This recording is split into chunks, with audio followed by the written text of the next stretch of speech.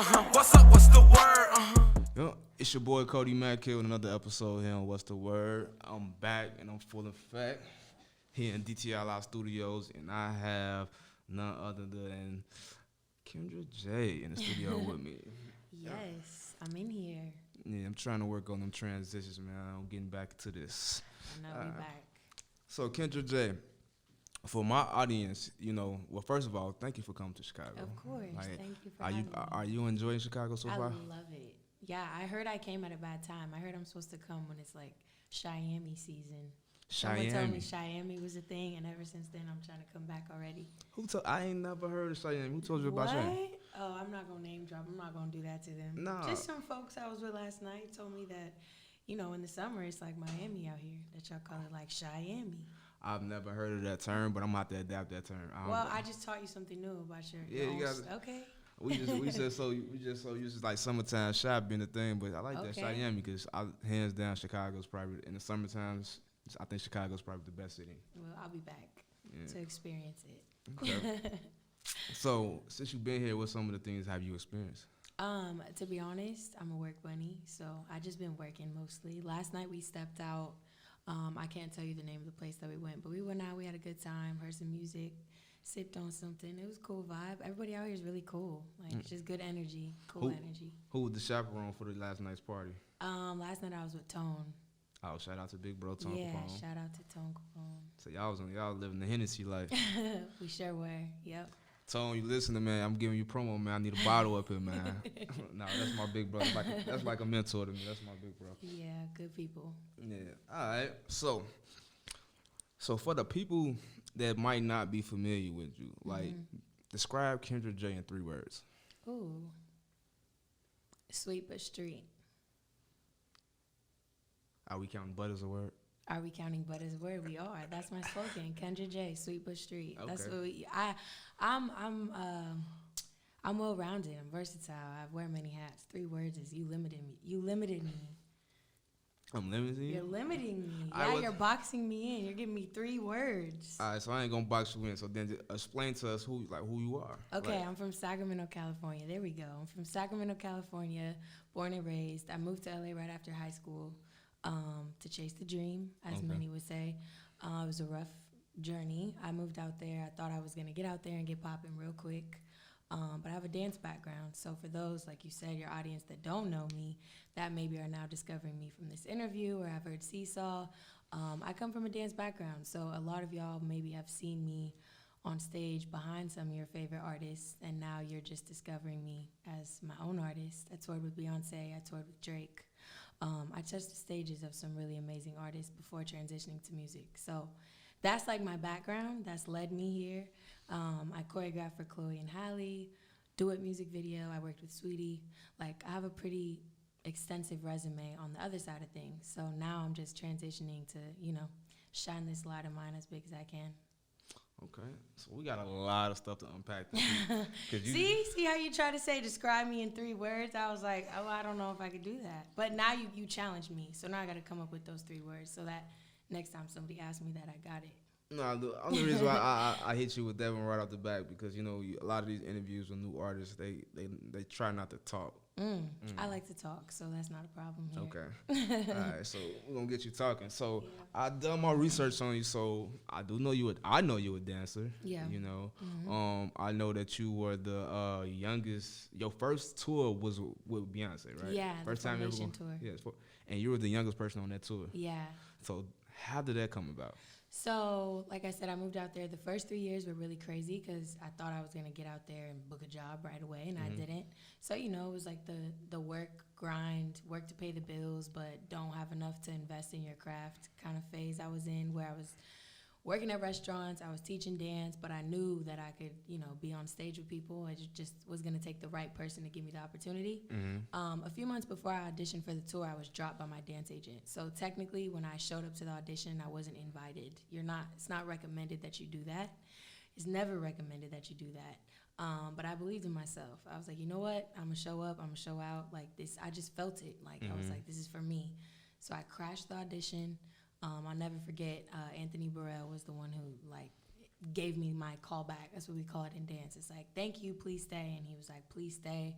Who's your agent? And when I told him I was dropped, he was like, yeah, they're stupid. Like, we'll see what callbacks. I'll never forget that moment because it was a pat on the back for me. You know, after like 3 crazy years, it was like, all right, I'm in the room with Beyonce, and her people just said I get to stay at callbacks. I wasn't even supposed to be here, but bet, you know, locked in. It was like 2 weeks of callbacks, and then got the call. They were like, pack your bags, you're going on the road. And it was a world tour.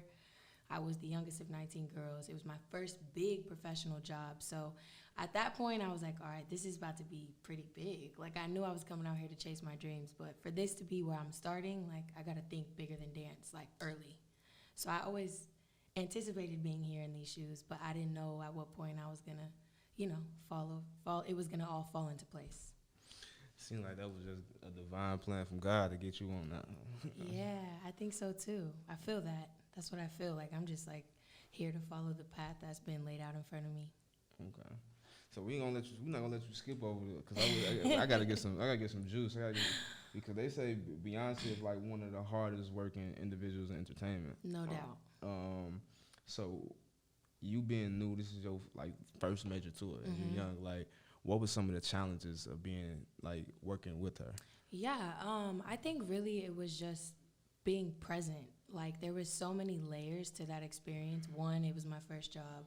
2, it was with Beyonce. 3, you add, you know, women. We emotional, we dramatic. It's 19 women that you pretty much living with on the road, from tour bus to plane, you know, so it's a lot of different energies you experiencing. And then just that caliber. Like, Beyonce does stadium tours. You're not in an arena.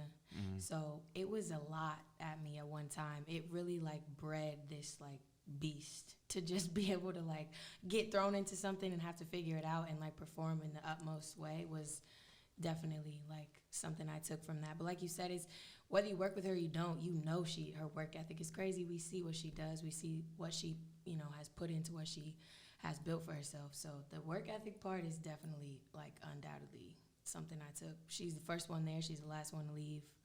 Like, she's gracious. She's humble. She's everything you would imagine, for real. But she's the hardest working one. So you either like rise up or get kicked out. I'm glad you just said that, because this is one individual I tell that to all the time. Like, you gotta put in that work. You gonna rise up or you gonna get left. Yeah. I ain't gonna say no names, but she know who I'm talking to. I don't. That's all that matters. But I love her though. That's one of my favorite people. Yeah. So during that whole experience, was it any time where you just felt like, yo, you didn't belong, or you felt discouraged, like you wanted to quit? For sure, because there's a lot of pressure on me. So I'm with a lot of women who have worked with her before. Mm-hmm. The camp knows them. She knows them, you know. So I'm coming in as this new girl, this young girl that they gave this opportunity to, and it's like the pressure was definitely on, you know. But I feel like it like taught me a lot about my character, and really made me like have to lock in and understand like my power and like really lock in with that. Like, sometimes you just gotta block out all the extra and just remember, like, you know, how hard I worked to get there. One, you know, my family looking at me, watching what I'm doing. So it's like I just had a lot of people to please, but above all else, it was myself. You know, it's like I can't fumble this one. And I'm safe to say I didn't fumble it, because I then went on to dance with her for Coachella. So that was years later. So I did the tour, and then 2 years later, I got asked to perform at Beachella, which was like months of preparation. So I think I did my thing. I did what I was supposed to do. No, you did exactly what you did. So because that's leading into me, because one reason why I kind of really want to touch on the dance career before we get into the music is because I feel like dance is like, I have friends that dance, and I feel like that's like one of the hardest things. Yeah. You know? And then you dance with the elite. Yeah. Like, Beyonce is the elite. Yeah, top dog. Like, so, like, what type of tips would you give like young dancers or just young creatives like that's trying to follow their dream when they trying to be with the elite? Yeah, something I've been saying, which don't quote me, but I think Nip said this. It's not on you, it's in you. Mm-hmm. And so when I really was able to realize, like, okay, I could learn these steps, I could put this fit on, I could, you know, all the external things that we feel like make us and build us up to like be ready or be prepared or like be it. It's like when you just erase all that, you just look inside, you dig deep, you realize like anything you want is really all like mental.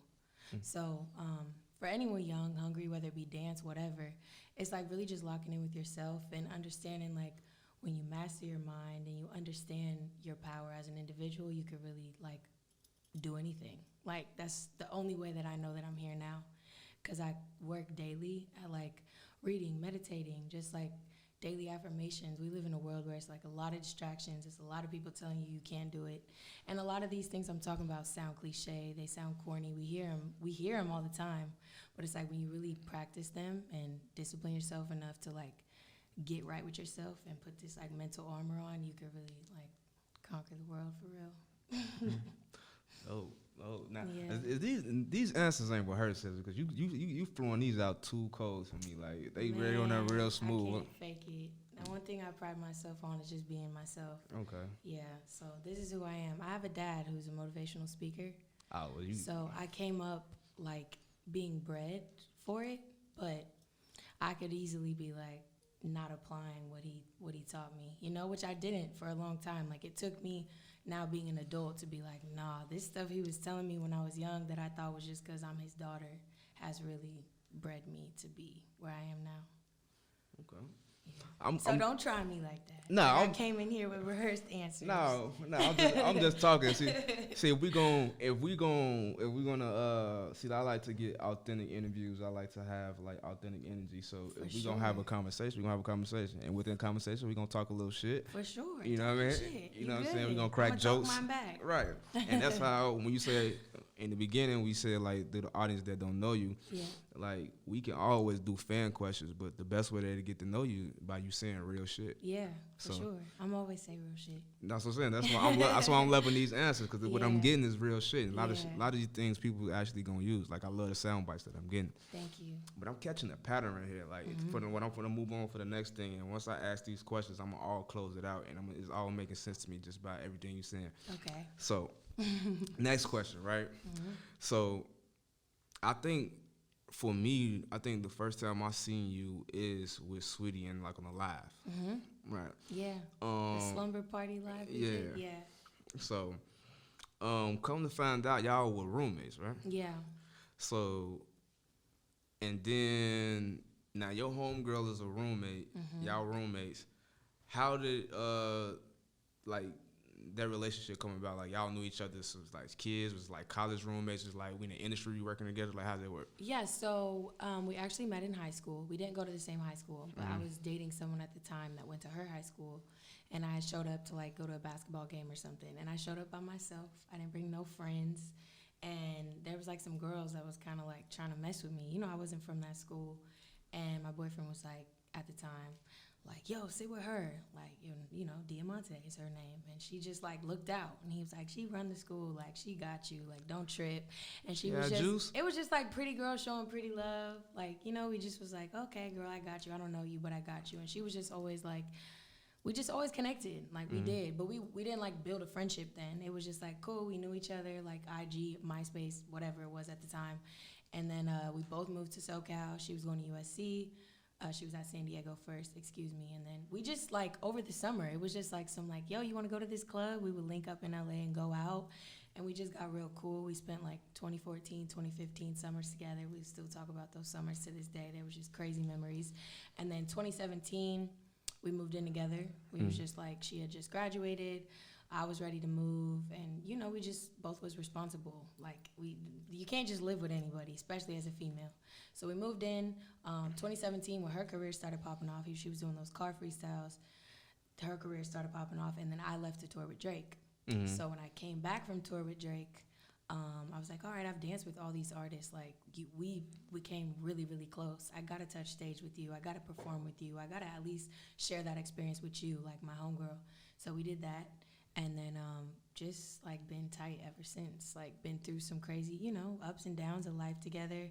And then she knew that I wanted to do music. Like, we both, like, supported each other on the low. You know, she was doing her freestyles when she was in college.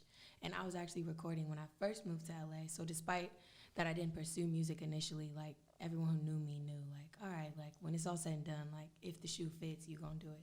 you know. So she just happened to hear Seesaw one day. She pulled up. I had just done the record, and she pulled up, and I was playing it, and she was just like, "Bruh, this slap." You know, she claimed the Bay and Sac. She was raised in both areas, so this slap. Like, I gotta hear it in the car, and I'm like, okay. Sent it to her, but nowhere was I thinking of feet. Like, it wasn't like, send this to me, let me like fuck with it. It was just like, I just want to hear it in the car. FaceTimed me a few weeks later and was playing it in the studio, and her verse came on, and I was like, what? Like, I never expected that. I never wanted to ask. I have a lot of successful friends in the industry, music specifically, and I never wanted to ask for any handouts. Like, no cosigns, no. It was just like, if you do it off the strength, like, cool. But if not, like, I'm going to get mine just like they had to get theirs. So shout out to the Icy Girl for, like, jumping on the record and showing, like, love the way a real friend would. I think we need more of that, women supporting women in the industry. It's different with men, you know? Man, y'all get on records with y'all uncles and cousins, and everyone supports each other. But with women, there's this, like, stigma that there's, like, can only be one. It's like this competitive, so? For sure. It's like, who's better, Rihanna or Beyonce? It's like, why can't they both be great in their own way? Like, with black women specifically, we deal with that, you know? It's like, I'm going on a tangent. Can I get you pushback on that, though? So you're on the conversation, I get you pushback on that? All right, so that's hip-hop culture, though. For sure. So that's not, I don't think it's like a men and women thing. Like, we do that with everything in hip-hop culture. We're going to say LeBron or Jordan. True. Or who did it better? Yeah, that's just the culture. Like, Jay-Z or Nas, like, you gotta choose. So for sure. I think I don't think we. I can respect that. I don't want to say the wrong thing, but I don't think you can exempt women from that. It's like, if you in the culture, you're gonna. It's a competitive thing. For sure. But it's love. It should always be love, though. For sure. It should be competitive, but it should be love. Yeah. I'm gonna put it like that. Yeah. I agree. I agree with that.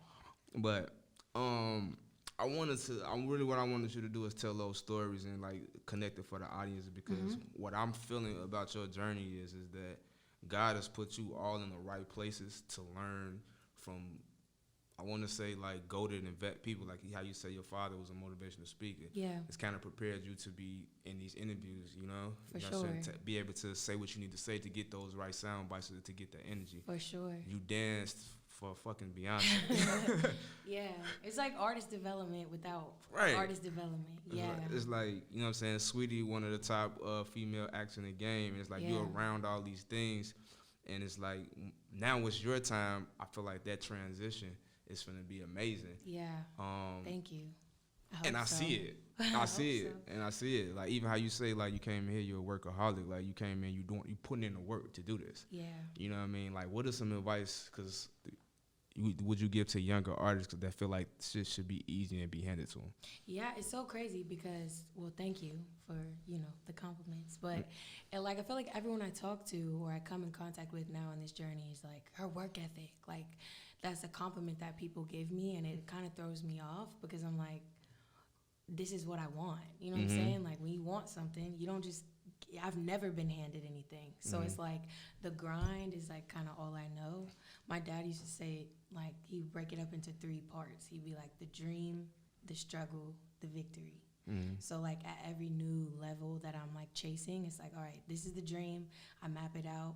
I figure out what it looks like, what it's going to feel like, what I want it to feel like. And then I know, like, before I get to the victory part, the struggle in between is going to be on me. It's like, how do I handle it? How bad do I want it? Like, what am I willing to sacrifice? So, I mean, that's a tough one for me because it's like, I feel like you get what you give.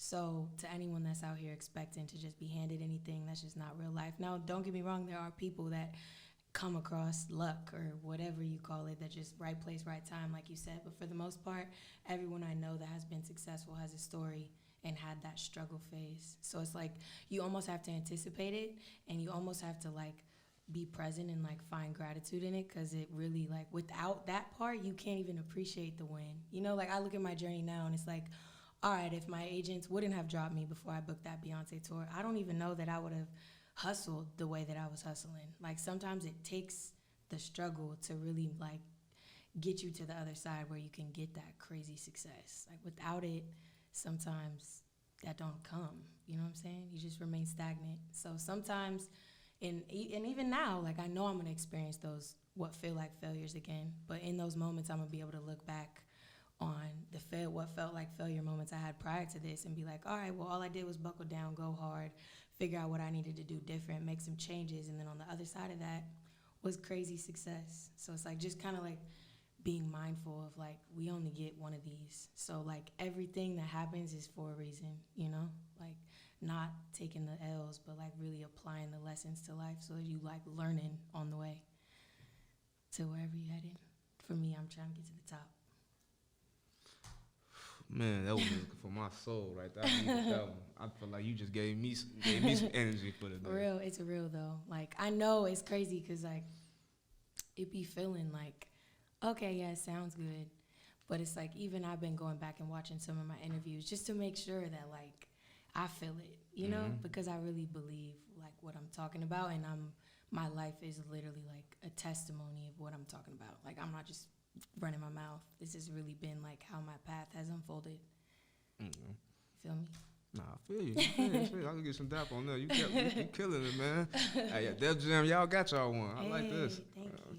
I like this. You know, like, interviews is key because most times people become fan of you based off your interviews, and I'm pretty sure you're gaining a lot of fans. You're doing these little radio runs because you killing this shit. I hope so. You spoke on something earlier when you say just women and what women go through in this industry.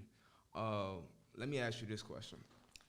Do you feel like by you being an attractive woman in this game, do you feel like people look at that more than they take your talent seriously? Do you ever run into situations like that? For sure.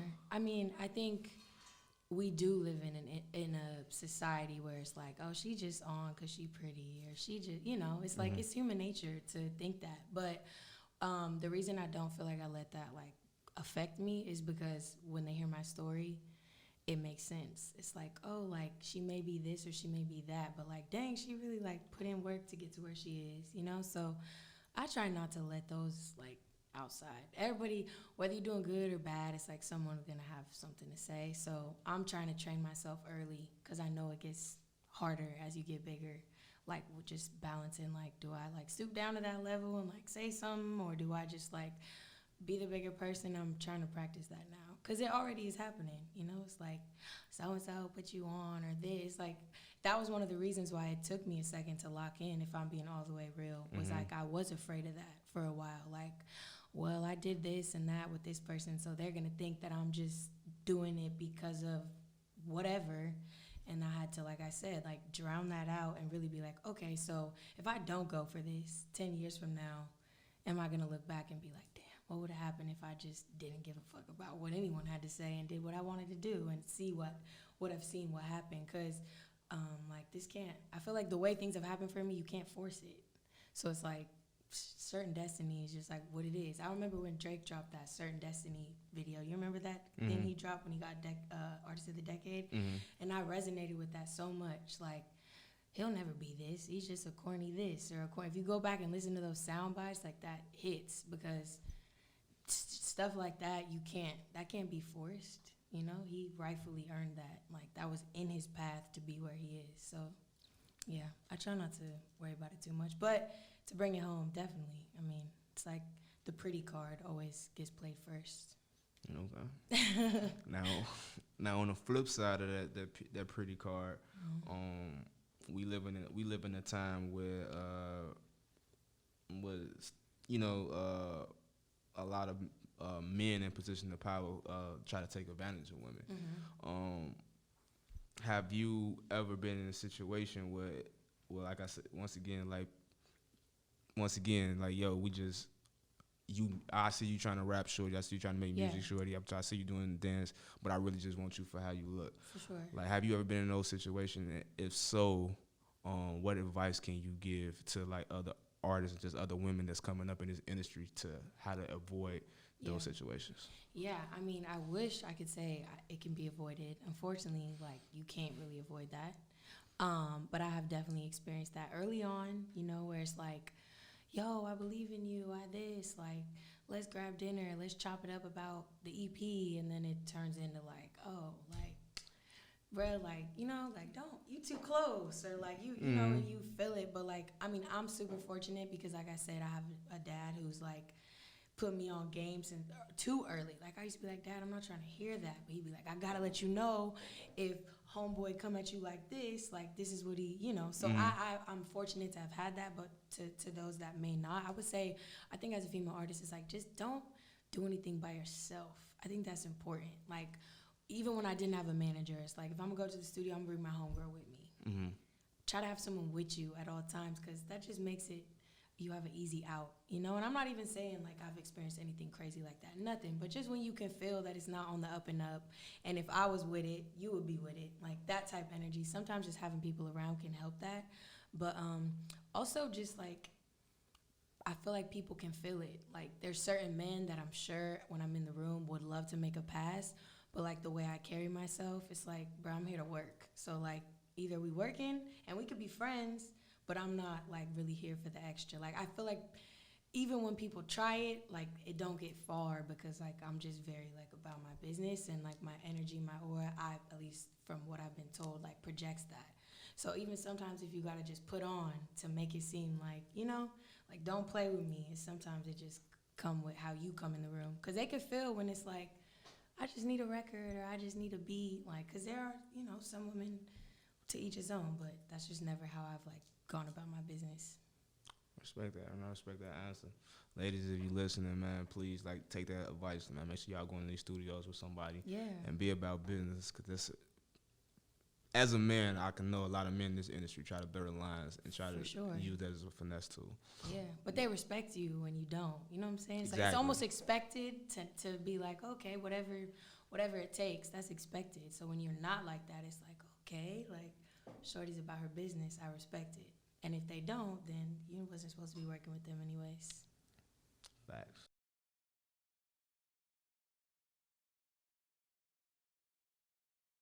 I guess bringing this home, I got a few things I gotta ask now. Okay.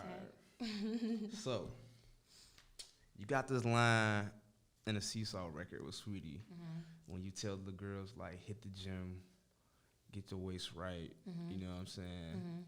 Like, you can still see the ass with the jeans on. Yeah, like, so why is it that, and this is just me, we talking about this from a man's perspective, why is it that every time after the breakup, y'all feel like y'all just got to go get extremely extra sexy? Why y'all don't do that inside the relationship? Well, we do it inside of the relationship. I mean, I can't speak for all women, but I mean, I know plenty of women that's fine and fit and on their shit within the relationship, but then like, y'all gotta understand, women are wired differently. So when some shit goes left, that could really, like, the most confident woman in the world, I speak for myself, like some of my friends, my family, that like, you know, Seesaw came at a very vulnerable moment in my life. Okay. So to experience what I experienced was like, what? You? Like, you know, it's like, I can't believe you went through that. And it's like, shit, me either. But I did. And if I'm being real, it will fuck with your confidence. Certain when you really like genuinely have like love and trust for a person, and they like do cheat. something to betray. We could say cheat. We could say cheat. I mean, my situation was complicated. That's why I just put it in the music. I don't really talk about it on the mic outside of the studio. But let's say cheat for an example. I'm not saying that was my situation, but yeah, that will mess with your confidence. That will have you feeling like another woman, whether it was looks, whether it was intimacy, whatever it was that had y'all have a moment, it will make the most confident woman in the world lose a little confidence. So sometimes you just get in the gym a little bit more. You find things that's like, okay, I don't like how I'm feeling, but I can't rely on him to make me feel better. So I'm going to get in the gym and get the waist on slim, make sure you can still see my ass when my jeans are on, because it's going to make me feel confident. It's going to make me feel better. It's not let me eat and be out of shape because I'm happy and I'm in love. Yeah. But when I lose my nigga, I'm going to get right. It's not that. That's not where the line was coming from. Okay, because I was going to say, because y'all do that shit. Like, they do. That happy do. weight they like women. That breakup body. Like, yeah, no. But for you know, to speak, I mean, it was a bar for the record, one, but two, it was also real. Like every woman goes through that, where it's like, I'm about to get fine. Like, girls do that, but in that case, it's more so just about feeling good. Like, when shit don't feel good, you gotta figure out how to feel good. Sometimes getting in the gym and just getting your waist a little smaller make you feel like. Nah, see, look, don't do that to me. I'll be vulnerable too. I'm a Cancer, so don't leave me and get better. I don't like that. I hear you. That was a good question. I appreciate that. And then dating. Mm-hmm. Okay. 2021 is I feel like everybody's like weird about dating. Weird. Everything's weird about dating. Mm-hmm. How do you approach dating? I've never been good at dating. First off, I'm very picky, which I guess most women say that. I'm very picky, but I'm picky with my energy. Like, I'm picky with who I let into my space. Like, I'm talking to you about how hard I've worked to, like, train my brain to, like, get to where I'm at. And I feel like sometimes when I get in a certain position where I'm too vulnerable or I'm too emotional, like, that can easily become a distraction. So it's got to be the right person. It's got to be someone that, like, understands where I'm at. And, like, I'm going to be in rooms with men sometimes at 2 a.m, writing records about fuck nigga. Like, it's just going to take a really confident person for me personally. I don't really understand why 2021 made dating weird. I feel like it's because everyone is on their phone. Everything is, like, not in person. So, and I'm super big on that. Like, we couldn't have connected like this over a Zoom interview. That's why I don't do them. It's different when it's in person. Like, you got to feel a person's energy. So, I don't know. I think a lot of people try to force the dating thing, like force love. Like, you just want something so bad, you, like, force it. But for me, it's just like, I feel like the most amazing people have come into my life when I wasn't looking for it. Facts. Like, when I was just like, I'm just going to focus. I'm going to just figure, like, buckle down, get in the studio, do this, do that. And then it's like you wake up and you're like, oh, wow, like, you're dope. Like, hey, what's up? It's like shit just got to come organic. And I think we just live in a generation where everything is, like, so forced. Like, made up and done up and, like, surface. Where it's like, if you just kick back and just, like, let shit come to you, like, some of the most beautiful relationships that I've heard of or seen or witnessed have been like, we wasn't even looking.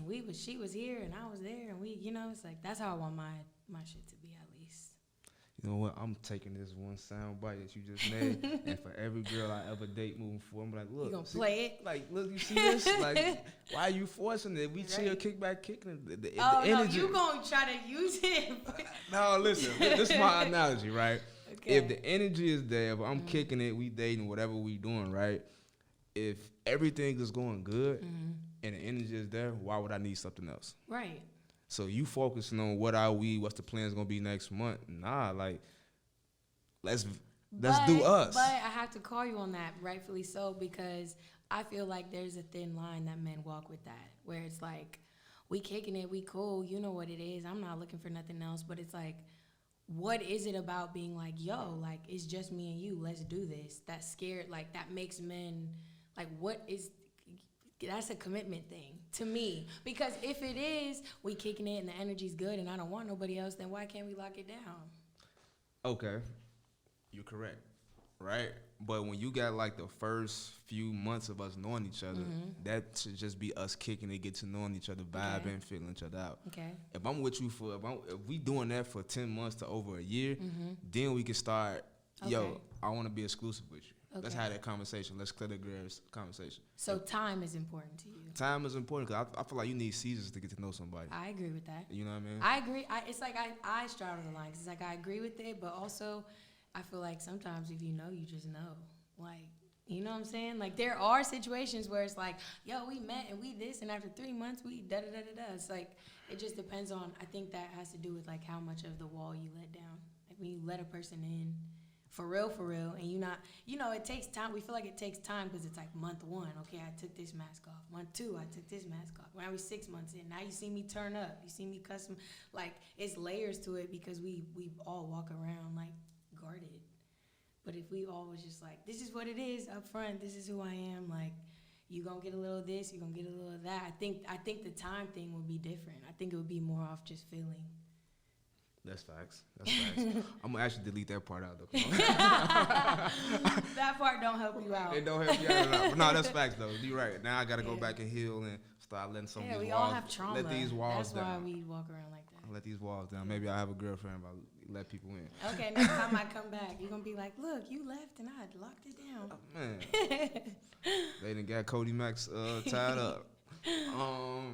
No, I think this is a very good starter interview. Like, I'm very interested to just follow you for the rest of your career and see what you got going on. You got my support here in the right. You know what I mean? So Thank you. We gonna make sure you good out here. Chicago's a tough one to crack. I was nervous coming out here. I'm like, everybody told me, like, Chicago ain't no joke. I'm like, well, I'm going to be myself. They either going to love me or hate me, but it is what it is. And so far, like, it's just been this, just solid, good energy and, like, people receiving me well. So I appreciate that. As a new artist, you know, my record is doing pretty amazing. So to everyone that's been showing love, to Seesaw, like, thank you so much. And I'm working hard to make sure that everything coming after it is bigger and better. Man, she do that shit so perfectly. I swear you do. All right, so last question. Every time I interview somebody for the first time, I always ask this question. What is that moment you're looking for when you know, like, yo, Kendra Jae made it? Like, I made it. Like, what's that moment? Ooh. Kendra Jae made it. I feel like there's, like, when I look at, like, my 5 to 10 year plan, there's, like, checkpoints of those. Mm-hmm. But for the sake of where I'm at now,